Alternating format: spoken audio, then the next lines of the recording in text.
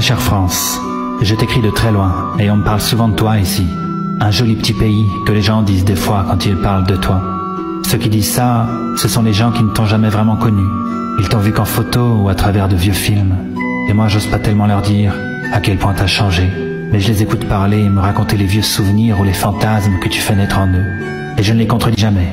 Et parfois même pendant qu'ils parlent, j'ai l'impression que la France qu'ils racontent, j'ai l'impression qu'elle existe encore. Et ça me fait du bien.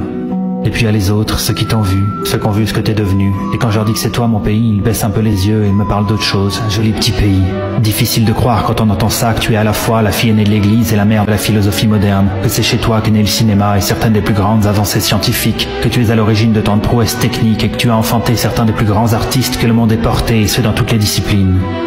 Quand on dit de toi que tu es un joli petit pays, on a du mal à imaginer que tu as été la plus grande et la plus fière guerrière que le monde ait connue. Car tu n'es plus aux yeux du monde qu'une lâche qui se fait humilier tant par ses enfants adoptifs que par ses fils de sang. Et ils te détestent tellement qu'ils essayent aujourd'hui de faire oublier jusqu'à ton histoire à tes petits-enfants.